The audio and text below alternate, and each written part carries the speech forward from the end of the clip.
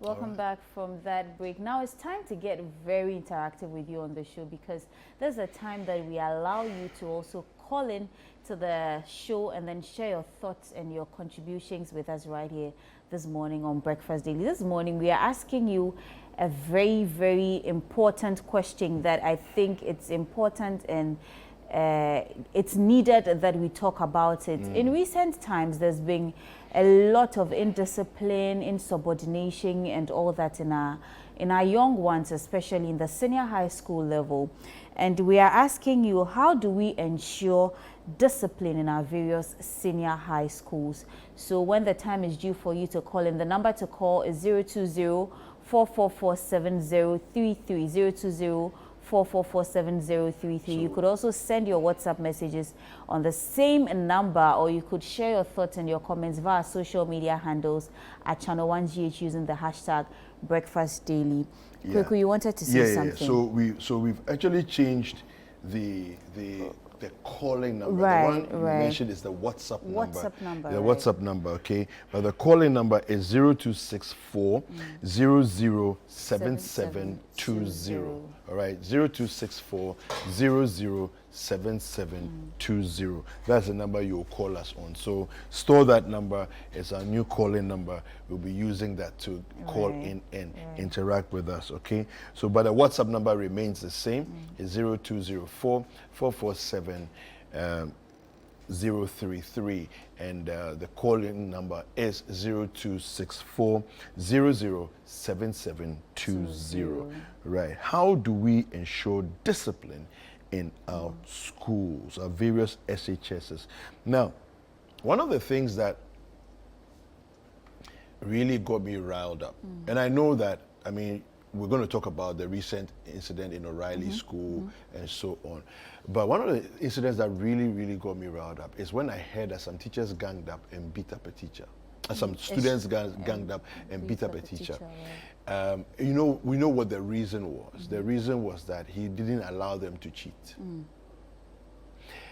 I just thought the country, it's symptomatic of our illness as a nation. The country is sick. The country is actually sick, and we shouldn't even joke with it. That students feel so, it's like there's something so wrong with us that cheating has become normalized. That if you don't allow a student to cheat, the student is angry and they gang up together as a group to beat up the person who stopped them from cheating. If we don't see a problem with that, then that in itself is a problem. You know? And one of the things that encourages this sort of behavior and indiscipline is parents who say, I know my child failed, or I know my child is no good, nitieu. But instead of doing what I need to do in terms of get them extra help, get them extra tutoring, get whatever you can do to help the child, you rather pay and bribe teachers and examiners however you can to advance your child. That's a problem. That's a problem. We already have a caller from Tamale on the line. Abdul, good morning. Good morning. Yes, welcome to Breakfast Daily. Thank you. Yeah. Abdul, share your thoughts with us. How do we ensure discipline in our various SHSs?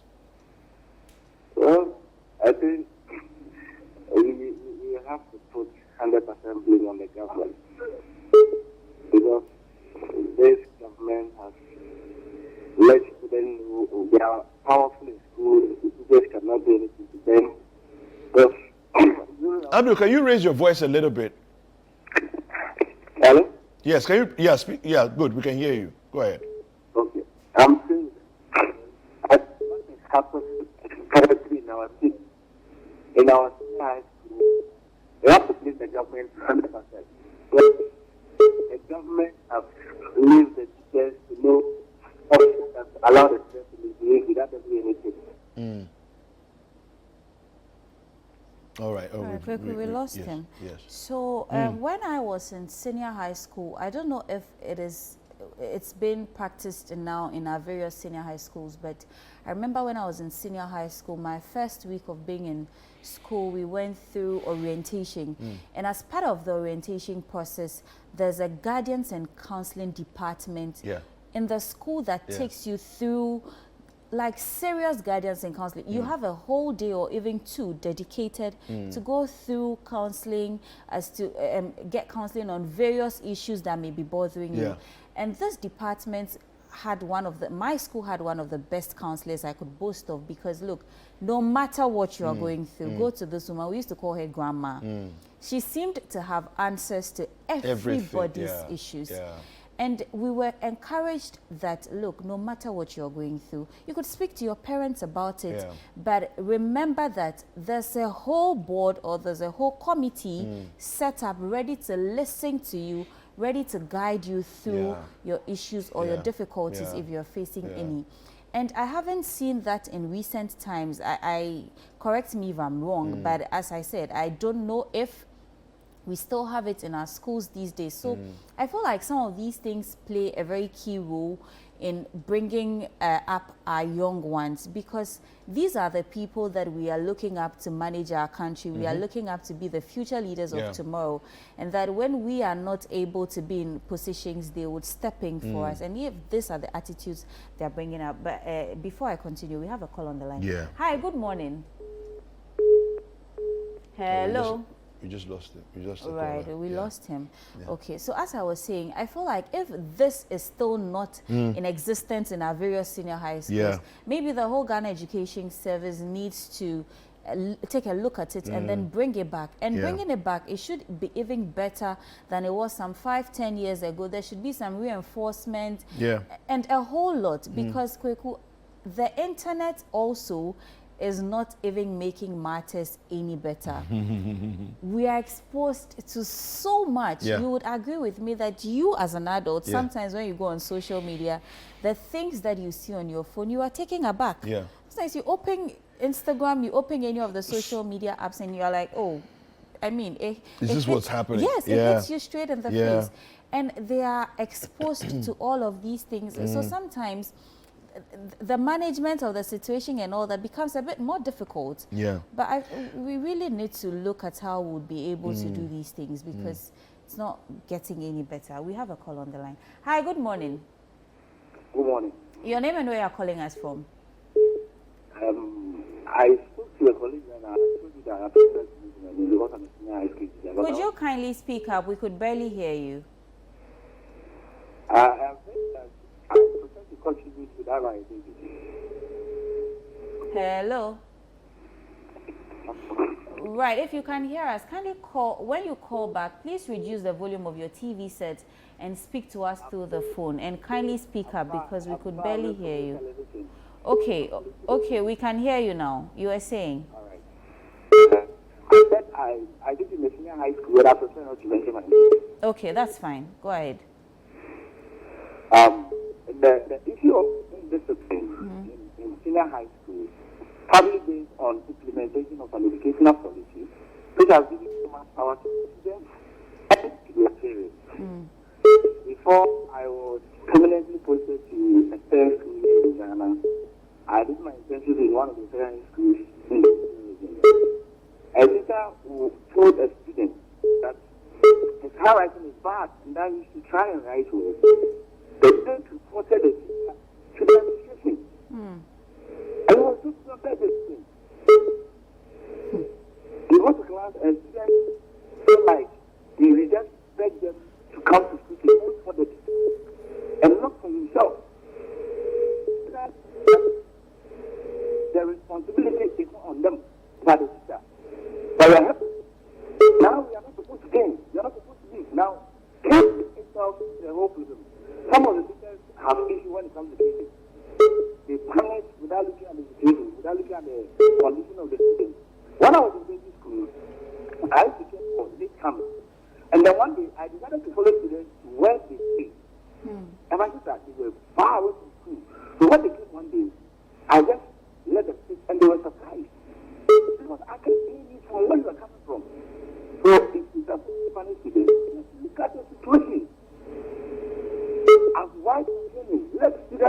understand why you are killing them. Why you are punishing them.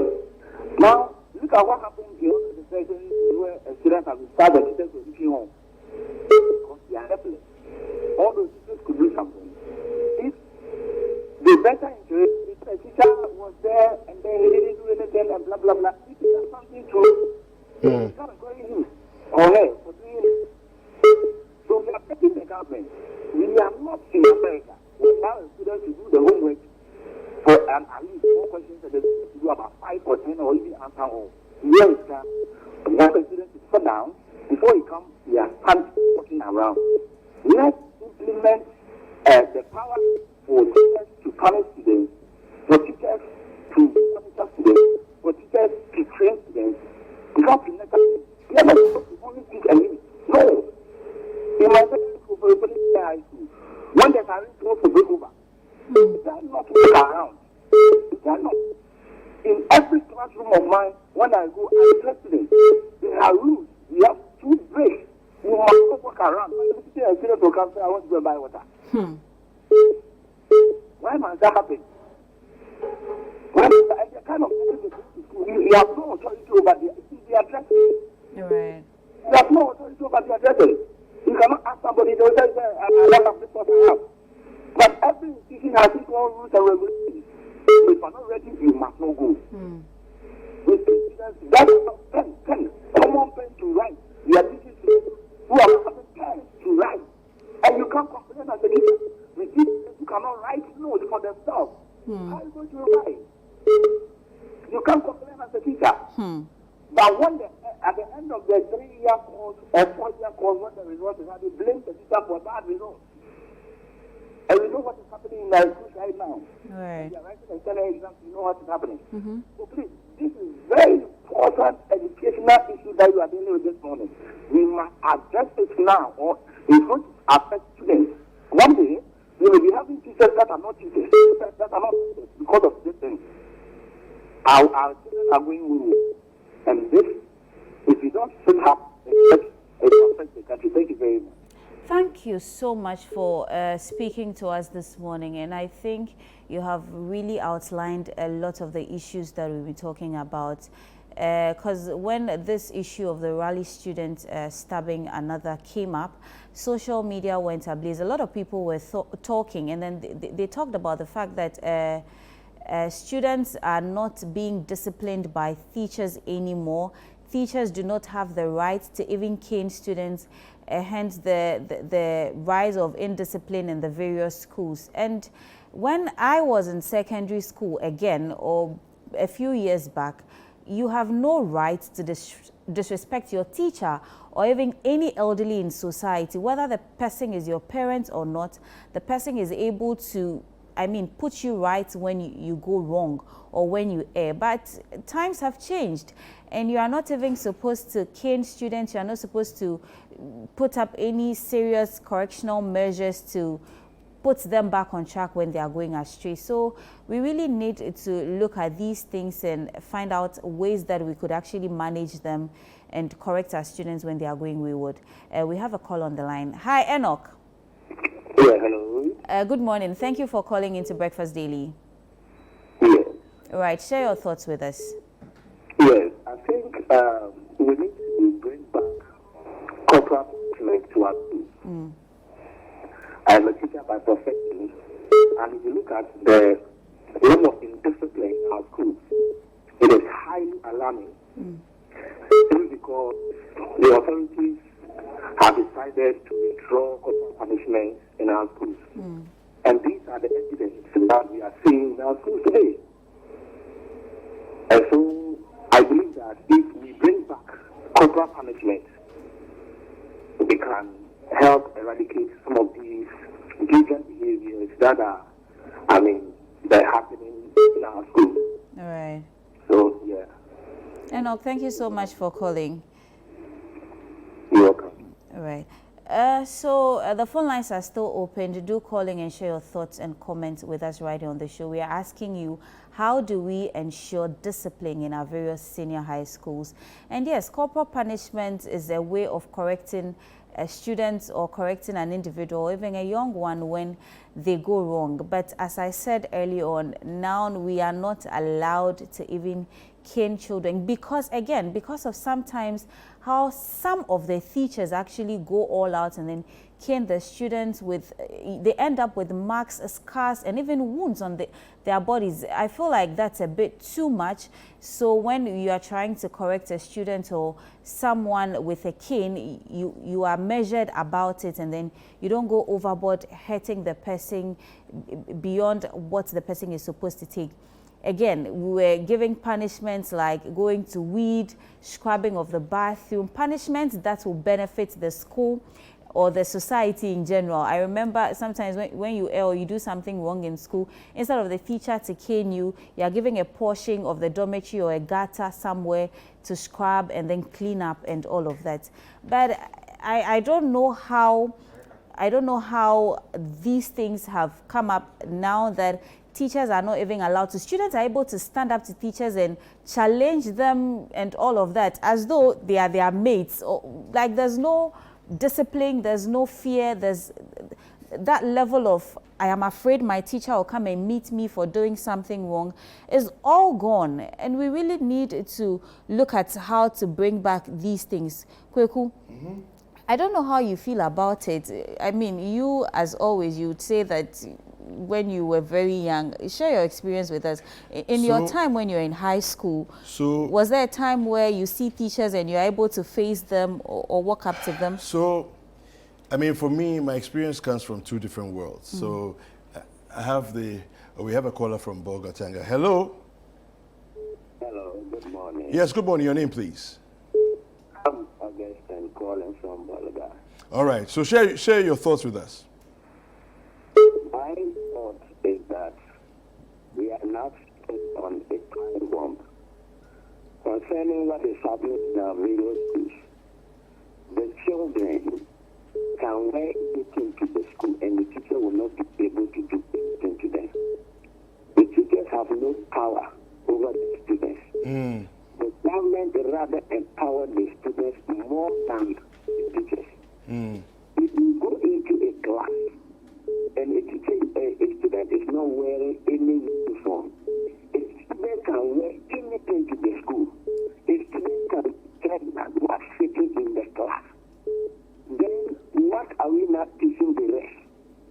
If a student can be pregnant and Augustine will be in the class, that means that we have no. Hello, Augustine. We can go and what? Sleep, get pregnant, and do whatever they want. So the country is really heading into a wrong direction. A wrong direction.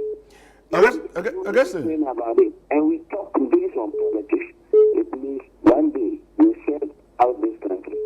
Thank you very much. All right, Augustine. Hello, Augustine. Yes, Yeah, I wanted to find out from you. You said that a student can wear anything they want to class, and a teacher can walk them out.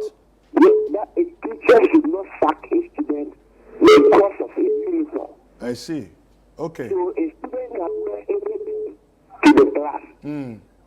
What kind of law is this? A student, GHS students can be pregnant while sitting in the class and you can't do anything. Even that students can even decide to absent in from school. Yes, when it is on the exam day, the student can decide to come and write.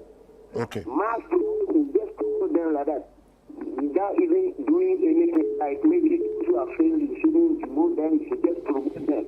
Okay. And when they go to write, all right. Others know that they need nothing.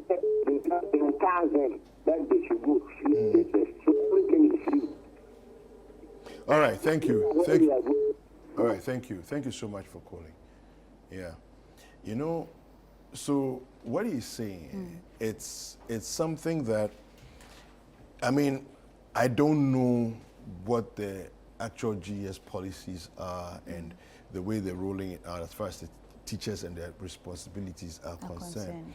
But if it's anything to go by, it's a very serious situation that we find ourselves in, because you see, we can't take wholesale. I feel as if these are global changes in terms of educational approach, right? Where they say you cannot no longer cane a student and all of these are all global things that have happened. But you see, what other jurisdictions have done is they have other systems in place. Exactly. So like the counseling you're talking about, for example, is every school has counseling. Every school has counseling. The community in which the schools are also have counseling. Do you see? So it's like if the school's counseling level is not enough, there's a higher level that's available for the students and their parents to make use of. Do you get it? So we don't have that here. You know, so we can't just take things that are happening globally and impose them without putting in the other things that are necessary to make these systems work. Look, for those of you who were part of the old O-level, A-level system, I'm sure I don't know, but for me, and many of my friends that I've spoken to about this, we miss those days in the sense that we feel as if the discipline, even though it was difficult whilst going through it, has made us the kinds of people that we are today, right? The fact that we have respect for elders and you know how to speak and you know how to behave in certain situations and all of those things, and you are disciplined and all of those things, it comes from somewhere. You know, and so if a teacher is supposed to be your parent, are you saying the parent doesn't have the right to discipline and to guide the child? I don't understand that, you know. And yes, I do realize that there were excesses, like you were saying earlier. There were excesses in some cases where teachers went overboard, because again, even as a parent, some parents go overboard, you know, in terms of their discipline. We've had cases here, I think it was late last year, somebody burning their child, a 5-year-old child with an iron, a hot iron, you know, because you are trying to discipline their child. No, that's not, all those excesses, they exist. But I think that to throw away the system of discipline where teachers are in charge of the school and they are empowered to discipline the student, to throw that away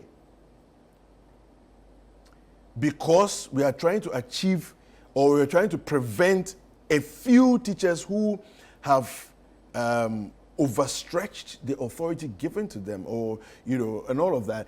I think that is a mistake. I think it's a mistake. And for me, it's not surprising that we find ourselves where we find ourselves now in terms of the levels of indiscipline and impunity, because the students really feel as if they can get away with whatever, you know. Quick, before we continue the conversation, quick one. We are having a little challenge with our call number. So instead, you can text us on the WhatsApp number on 020-444-7033. Please do text us, don't call, via WhatsApp 020-444-7033, and let's continue the conversation right here in the studio. So Kweku, yes, I couldn't agree any less with you. As I said early on, society needs to have a certain level of sensitization when it comes to guiding our children. And I feel like some of these things start from home, because before the child even gets to the senior high school level, they go through stages of education and stages of training from the house. So if to some extent parents are not able to control their children or tame certain character traits or behavioral attitudes, and it goes out of hand, it's difficult for you, the teacher who is in the school, to manage the whole situation, because it is a situation from the house. You spend, in as much as you spend some time in school, you go back home to your parents with the same attitude, and they are not able to manage the situation, and the teacher has to deal with it. In the situation of the Orally students, reports were out that the teachers were sitting unconcerned. This is a situation where there was a weapon involved. In as much as I feel like they could have done better, they could have stopped them, meted out some punishments to them, and instilled some level of discipline. Because, again, in a few years back, you would have had a suspension for even fighting in school, for possessing a weapon such as a scissors, a knife, or anything. You would have been seriously suspended or called to disciplinary committee. If you hear that, hey, you are being called to the DC, there's some level of fear. So you would not even do things that would make you get called. There were times that people signed bonds of good behavior. And all of those things, I really do not know if we still have that in our educational systems now, but we really need to do better. We need to be, I don't know, clear a lot of things from the senior high schools especially. So back in the day, I mean, I remember when this was class 5, 6, 7. Class 5, I fought in class. My namesake, David, another David, we fought. Now, I'm not sure why we fought though. I'm just thinking, I don't know what was that triggered the fight, but we fought in class. In the front of the class, where the rest of the class were seated. And we fought. And I'm sure if he tells the story, he will say he beat me, but I beat him, you know. So, but we got lashes by the teacher. We didn't even go to headmistress. We got lashes by the teacher. When he walked in, the fight was just at the tail end. Oh, we got it. Do you see? Now, that stuck with me. Yes. I never fought with anybody ever again. This is class 5 in primary school. You can't bait me into a fight. I will not join you. I will not follow you. You're on your own. If you want to fight, you're on your own. That's basically what happened to me. That's the impact of the discipline. And this discipline didn't happen at home. It happened in school. Yes. Do you see? With somebody who my parents said, as far as they were concerned, the hours that my parents were not in charge, that person was not just a teacher, but also a parent to me. Do you see? So this is what we're talking about.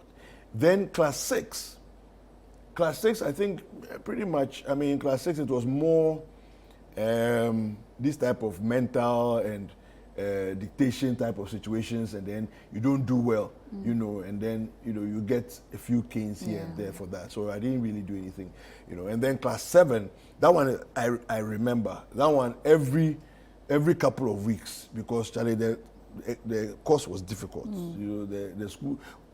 I think that I had become more playful and so on. So I wasn't concentrating on studying, you know. But that discipline was instilled also, because if you don't get above a certain mark, you all come to the front and you line up and you collect your lashes. And he wasn't, Mr. Nikwe, he wasn't overly lashing us like he's angry. No, it was for him, it was just a matter of we have an agreement. Everybody is going to cross this mark. If you don't cross this mark, this is what is coming to you. We all agreed, we all accepted it. So we knew what our fate was if we were not studying. Do you get it? And for me, I think that to withdraw all of it in total the way we've done, I think is a mistake. That's just my personal view, because I went through it. You know. Then I had another experience going to, when I grew up growing in Malawi. That was secondary school. Now there were no canes at all. Okay. Yes, there were no canes at all. It was a British school, and at that time it wasn't part of the culture already to cane. Do you get it? But there were forms of discipline. There was detention. And you do manual labor in detention. Yes, there were things to do. You will scrub the gutters. You will clean the field. There was punishment. You know, so I really don't know what it is we need to do with our systems now to reinstill some of these things. Well, as I said, I feel like it's a home. It comes from home, because when I was in school, we had this particular teacher that when you do something and he wants to punish you, he makes sure that the time where your colleagues are doing something interesting, that is the time that you are supposed to be scrubbing the gutter or weeding a portion allocated to you. And he picks times like siesta time when Okay. everybody's sleeping and Okay. you're also supposed Okay. to be sleeping, Yeah. then you Yeah. are being punished for something you Yeah. did So during. it's now inconveniencing Yes, you. Yeah. and you wouldn't want to do it. You don't Yeah. want everybody to come around asking you, oh, what happened? What did you do? You have to be explaining yourselves Exactly. to them. So, I mean, we were all running away from such punishments, and you were always threading cautiously, Yeah, yeah, being very yeah, careful. yeah. And you dare not talk back at a teacher when he's correcting you. You are Exactly. even afraid. But these Exactly. days, we don't see that. Yeah. We are seeing them stand up to the teachers, warning them, ganging up in corners. And that's calling what, it's one of the people things I don't understand. I mean, Yes, seriously. how did we get here? Yeah, you know, and even to the point where, I mean, that story is the one that blows my mind, how that the students said that the teacher won't allow them to cheat. in the exam. Examination malpractice, and you are proud of Really? it. I'm like, what? Ghana, is that where how low we've sunk? You know, and this is right on the doorstep of the Ministry of Education and the Ghana Education Service. Right on your doorstep. You can't push, there's no other ministry. There's no other ministry that we can push it to. You know, we like blame sharing, right, in Ghana. Right. But we have a couple of messages. Right, Yeah. cool. So let me take this one that says, students have been made to feel superior to teachers, so they don't respect teachers. Too much child rights activities are also affecting discipline in senior high schools. Teachers fear for their lives because teachers have been attacked in the past and nothing was done about it. There should be sanctions on content on social media too. Yeah, and this one says here, the lines between juniors, seniors, and instructors have been blurred so much that disrespect is now completely accepted as long as rights and allergies are concerned. If it was familiar, I would understand, but it's just blatant disregard for respect. If it was familiarity, sorry, I would understand, but it's just blatant disregard for respect towards teachers and seniors. You know, yesterday I was having this conversation with people about the seniority system that we had in the past, you know, and you go to a school, you are Form 1, the people are in upper 6. Honestly, it's like they are so much older than you, they are already like adults. You see the thing. So there's a default deference to them. Right. You see, you don't even have to manufacture it. You're already afraid of the person. The person is so much bigger and stronger than you. The person looks like your junior father. Yes. He's like your little uncle. You know, so those things were there. And the system of seniority has already been established. Yeah. So there are Form 2s, there are Form 3s, there are Form 4s. You are only in Form 1, Yeah. right? That hierarchy was already there. But now the JHS is attached to the primary, right? Yeah. You go to that level. Then from the JHS 3, you're moving to SS1. Yes. You don't even feel different to the person in SS1. You see that thing? And so I don't know. I really, it's a difficult one. But thank you for all those of you who called. There's one more message here. Jerry Kuvo says, some parents don't know that their kids are tyrants and mafia bosses outside of the house. Teachers are the ones who now have to deal with such stress and danger, not to mention the threat of losing their jobs. Yeah. Teachers should not feel threatened that they will lose their jobs just to discipline and make sure that their class is orderly. You know, it's unfortunate, yes. But anyway, thank you very much for contributing, sending your messages and making the calls. We really appreciate it. We're going to take a quick break. There's still more. It's Friday. You don't want to miss out.